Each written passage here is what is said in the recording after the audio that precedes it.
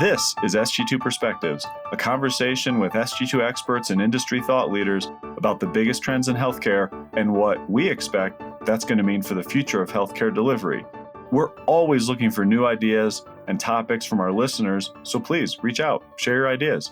You can email us at sg2perspectives@sg2.com or connect with us on LinkedIn or Twitter, and you can find links to all that in the show notes. Now, on to this week's episode.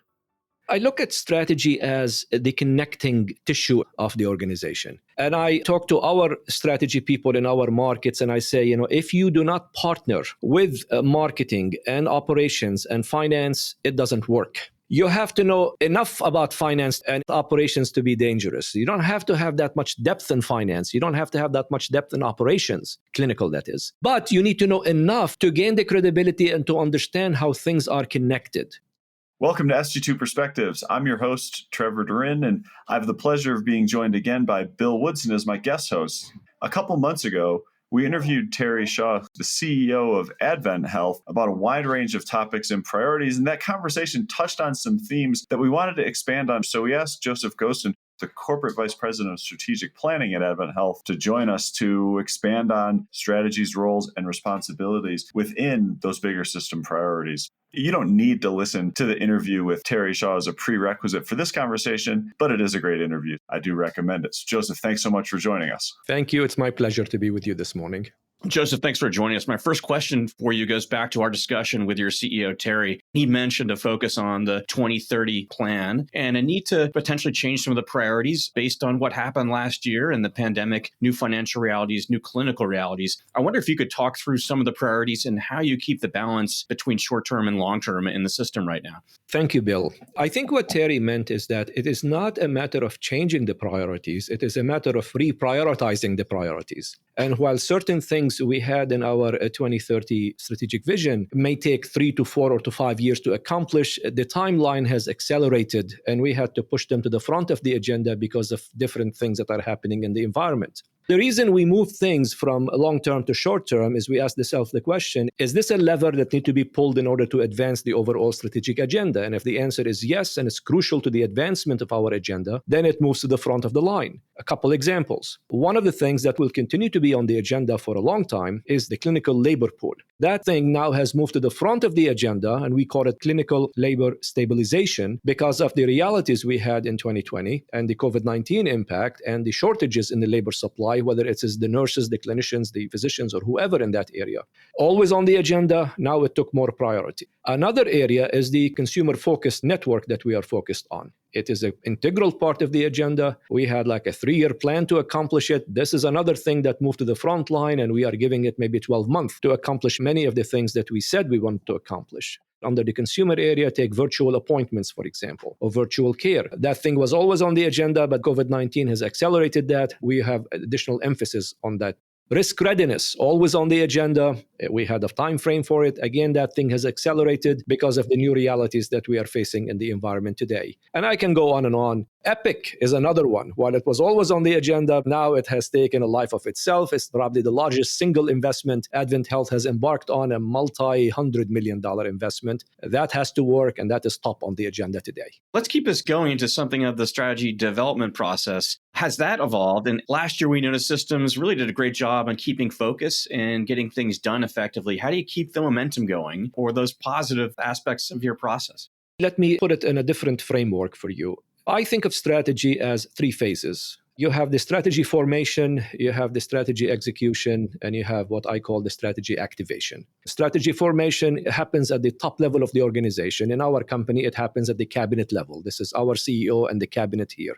That's where the Vision 2030 is set. That's the formation of the strategy. Strategy execution is the next step, and that's where people like myself play a role. How do we execute this strategy? And in a company like ours that we have multi-markets, multi-state presence, the execution becomes very crucial in sense of communication of the strategy in terms of setting the targets, setting the dashboards, the metrics, the goals, the people accountable for that strategy. That's the execution level. When we have those monthly reviews with each market, talking about each element of the strategy the market is accountable and responsible for, that keeps the momentum going, because I have this mantra, if you don't measure it, it doesn't get done. So when it's measured, things get done. And we decide on those strategic priorities every year. And the scorecard is modified, adjusted every year. We add to it, we include in it, delete from it. And then we have those monthly reviews. The challenge happens is that there is a little gap sometimes in all organizations, especially the ones that have national presence, between execution and activation. When you executed the strategy, you develop the dashboard, you develop the metrics, the accountable people, you can't automatically assume that it is happening in the market. And people like me who sit in the corporate office here, we are overhead. So we don't really do things. We don't produce the revenue. We set the direction. We set what the company's direction ought to be and what each market should be focused on. But if the markets, and we have multiple of them, and my responsibility specifically is over the strategy for the multi-state division, which is all the hospitals that sit outside the state of Florida, which just makes it a little bit more complicated because you have multiple markets between Texas and Georgia and North Carolina and so on. How do we ensure that the activation of the strategy is happening in the market? The fact that we told the market that we have a growth imperative, and we do, by the way, we didn't tell the market how to grow. So what are the things that you need to deploy in your market to grow? We do a better job sometimes in the clinical area. So we say we want you to be a 4 or 5 star CMS ranking, or we want you to be a B or an A. Actually, not a B, actually. We want to have an A in Leapfrog. But the clinical office gives the recipe. These are the things that need to happen in your market in order to get to a 5-star CMS ranking, in order to get a Leapfrog A. Then my job is to monitor that and making sure that in those monthly reviews, these things that the clinical office said are happening, and now we are moving in the right direction. But then you come to other areas that are not very prescriptive, like clinical. You come to the areas of market growth. It's an imperative. We want to grow by X%, but then it becomes each market we have to help support the market in identifying what kind of opportunities exist, what kind of additional footprint needs to happen in that market, what additional service lines need to be introduced in that market, and go down the list. Whether it is in the inpatient arena or the outpatient arena or whatever we're talking about here, if you say growth alone, it becomes like motherhood and apple pie. There is no recipe for growth. There is no specific direction. Some of our markets, depending on the size, like the Orlando market, they have plenty of resources. They can figure it out and they have the depth of knowledge. In some of our markets that I work with, they're smaller markets. Sometimes we are a small player in the market. That facility in whatever state we're talking about doesn't have the depth of expertise, the depth of knowledge. And that's where the help in the activation becomes important, so that we don't just dream something and assume that dream is happening. We need to dream it in the strategy formation. We need to execute it in terms of determining the metrics, the goals, the areas we're focusing on. And then we need to assist the specific market to activate the strategy in order to produce the desired results. Can I ask you for an example based on one of those first priorities you brought up? And that's consumerism. Consumerism is an area where there's kind of a blending of roles and responsibilities between traditional strategy teams and marketing in terms of how do you gain those consumer insights and then how do you deploy them during strategy development? Talk about both executing and activating across a pretty dispersed geography. Sure. I'll give you 2 examples. One, let's talk about the care advocacy or care coordination. This is an imperative that we have here. It is a strategy that we are deploying, and it has to do with something when our CEO took over a few years ago. He said, I don't want to ever discharge a patient. So a patient should come to us. They should become a lifelong patient. We should care for the needs for the patient from A to Z. Whatever they need, we need to be able to provide to them. They need to be part of the system for whatever their needs are. We put systems in place. We send the imperative to the markets and we say, when a person leaves your emergency department, is that person getting an appointment, a follow-up with a cardiologist, a follow-up with a primary care physician, a follow-up with a GI physician, a follow-up for whatever ailment they had when they came to the emergency department? Now, this is a combination of care coordination and making sure that the consumer, the patient, stays in the system.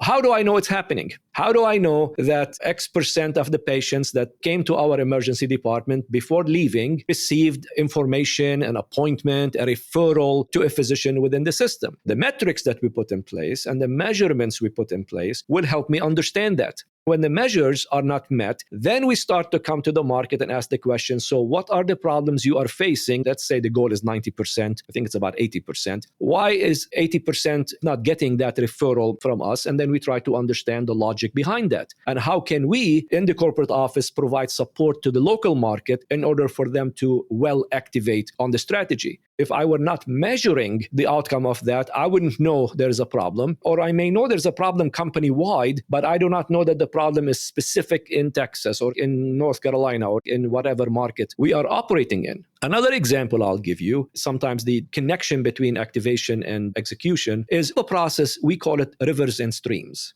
What that means is when we do the budget for the following year, when we start working on a 2022 budget, the question we ask our hospitals is, so if you are planning to budget 500 MRIs for 2022, do you know the physicians that will give you the 500 MRIs? Can you list them? And the answer should be yes. We list physician A, B, C, D. These are the physicians who will give me those 500 MRIs, and that's the budget by physician. We do that for surgery, we do that for OB, we do that for most all of the direct admissions, not the ED, obviously. This is the execution of the strategy. The activation is, did it happen right on the market? So we described the theory to the market, we gave them the templates. How do I know if the activation is working or not? The reason I would know is, for example, after the first quarter of 2022, volumes are down. And I asked the question, well, why are volumes down? Why are you having problems? The answer should be very quick and very simple, because if they go back to the rivers and streams, they say, well, we budgeted 100 surgeries to come from this surgeon, and that surgeon did not produce 100 surgeries. He or she gave us 75 surgeries, and these are the reasons. If I get an answer of that nature, then I know that the activation happened.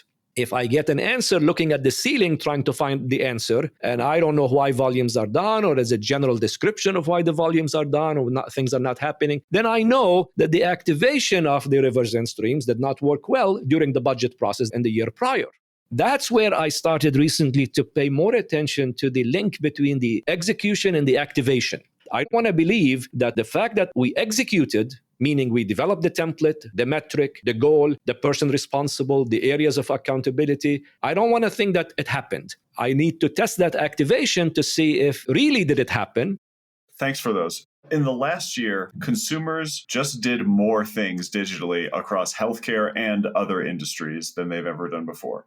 Some people think that pendulum might swing back. Some consumers are saying, as soon as I can do things not digitally, I will. I think we've seen some of that pendulum swing back in healthcare. As you think about the system of care assets you have in place in a given market, has the last year made you think differently about the role of physical assets and digital assets in a given market to achieve the strategies? You're focused on metrics and execution and measurement and activation, but are you thinking differently about the components you have in a market to do that?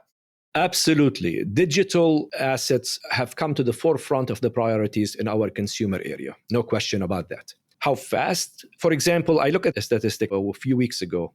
During the pandemic, the use of primary care physicians and behavioral health areas in digital health went up to 60%. We had 60% of the people use virtual appointments, virtual visits. From zero, by the way. So it was almost zero up to 60%. As of a couple months ago, the statistic has been tracking the trend. The behavioral health stayed the same. It didn't go down. But the other areas dropped to about 20%. So they went from 60 to 20. Remember, 20 may be low, but it went from zero. So we're not talking going from 18 to 20%. We went from 0 to 20%. How will that trend continue? I can't tell you that. I do not know how the consumer will react. I don't know how people will adopt the virtual visits. But I can tell you going from 0% to 20% of the individuals using primary care for virtual visits is a sign for the future. We have and we continue to build those capabilities in order to have the product to offer the consumer. So if the consumer chooses to use the virtual visits, then it's available for them to use. It is a major undertaking in our organization here. Along the same lines, we looked at scheduling for our primary care physicians and specialty physicians, and we asked the question, when a consumer calls us, are they able to get in the system in a timely manner? What is the availability of the schedule of my specialty physicians and my primary care physicians? And the measure we are using now is that we want to make sure there is at least 80% availability for primary care physicians. So when a patient calls to make an appointment with a primary care physician, at least we have availability that we can offer the patient to visit within a reasonable period of time. Research is showing that when a patient needs to wait more than 24 hours to get to see a primary care physician, they are more likely to use virtual visits. And if they have to wait 2-3 days to see a primary care physician, they are much more likely to use virtual visits. We have to work on both dimensions. One is offering the digital platform for the patient, and two is making sure that our physicians are able to see the patients within a reasonable period of time. I call it a double shot approach. We have to go both ways in order to meet the needs of the consumer.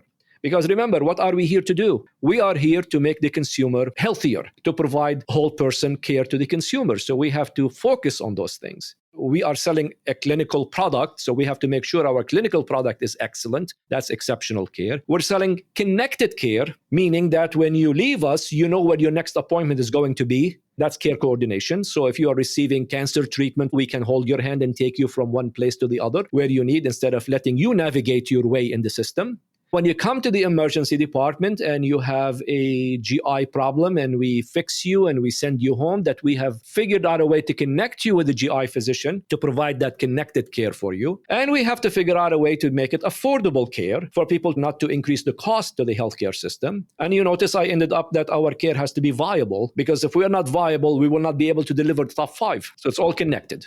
Josef, you have a comprehensive vision there, and yet we have new entrants in the healthcare market space that get a lot of attention from strategists, and that's the Amazons, VillageMD, One Medical, perhaps CVS, and others we could list. Are they transactional players? Are they competitors worth watching, worth partnering with? What's your philosophy? And as the chief strategy officer, is it really your responsibility to track this? I am not competing with those folk. Let's put it this way. Nobody can stop the new entrants from coming in the market. And in fact, the new entrants are good when they enter the market. And they enter the market for a reason, because there's an opportunity. Why would Walgreens do what they are doing? Why would Amazon do what they are doing? Why now I heard Morgan Health is starting something, Morgan the bank that is? Because there's an opportunity. The strategy officer for the multi-state division of Advent Health, I am more focused on the what I should be doing, on my strategic agenda, on what I should do in order to meet the needs of the consumers in the markets that I serve. Am I keeping an eye on these individuals or these entities that are entering the market? Of course, but I don't look at us as competing with them. This is Josef's opinion of this. You may talk to somebody else who may have a different opinion. I have a clear idea about what I want to do. I have a very direct mandate to provide care that is holistic, exceptional, connected, affordable, and viable. And that's what I'm focused on. I am going to do whatever I can do to provide that kind of care to the consumer, because it is our strong belief, it's our conviction that when we provide that kind of care to the consumers in our market, we will have lifetime consumers. And we will have a brand that becomes a social conversation. We have a brand that becomes a round table conversation, a family conversation, because when you have the right product, you have a brand that can sell, a brand that the consumer likes and wants to use. And now we have a lifetime consumer, and then the new entrants can do what they do. Josef, you've been a strategist for a long time and you've seen a lot in your career. I'm curious how you see the role of the strategy officer evolving. In some cases, we hear about a tighter connection with consumerism, innovation. In some cases, a tighter connection with the financial parts of the system. What's your view at this point? What do you hope it becomes? Many of the things you mentioned are being part of the strategy role. I look at strategy as the connecting tissue of the organization. And I talk to our strategy people in our markets and I say, if you do not partner with marketing and operations and finance, it doesn't work. You have to know enough about finance and operations to be dangerous. You don't have to have that much depth in finance. You don't have to have that much depth in operations, clinical that is. But you need to know enough to gain the credibility and to understand how things are connected. I'll go back to the example of rivers and streams. When we do the budgeting for the following year, it is not that the strategy person is doing the budget. The strategy person becomes like the orchestra conductor.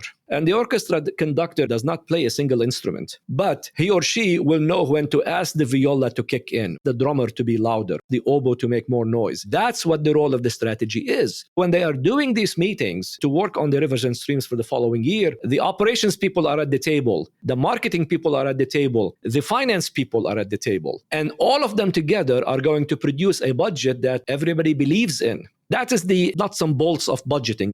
When I look at my role and my reviews and interactions with the markets on a monthly basis, I'm focused on all the dimensions of our aspirations. I'm focused on the clinical part, consumer promises, on people promises, the labor workforce, on financial performance, on the market growth, market share growth, and volume growth, and all of that together.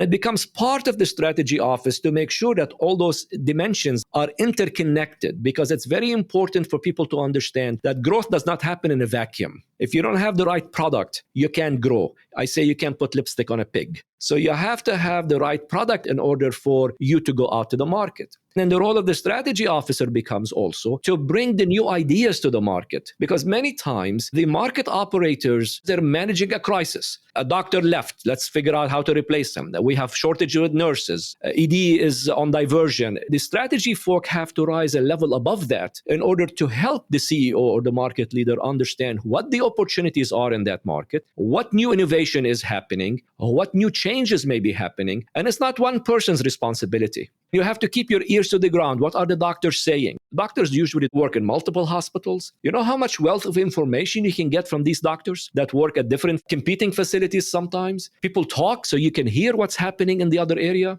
We have a branch of the organization we call joint ventures that interacts with device manufacturers, pharmaceuticals, and so on. So we keep our ear to the ground there also to hear what's happening in that area and how is that going to impact my specific market or the market in general. So the role of strategy officer is a jack of all trades, but it is really connecting the tissue of the organization, the different aspects that make us successful. And every day I have to ask myself, am I advancing the strategic agenda of Advent Health? Am I providing care that is holistic, that is exceptional, that's connected? And when I measure those different things and I find that there is a gap somewhere, then I have to ask myself, why is that?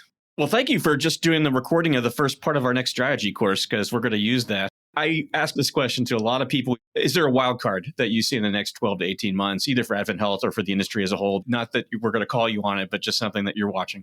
I don't know in terms of innovation wildcard in the next 12 months or so, but the future of payment reform, I think, may be a wildcard.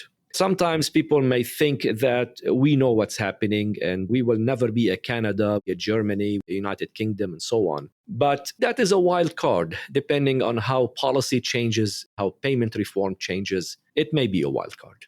It's tough to follow your boss and be able to go into more depth, but thanks for shining a light on strategy's role in achieving some of these exciting priorities. Thank you for asking me, and I hope I contributed a little bit.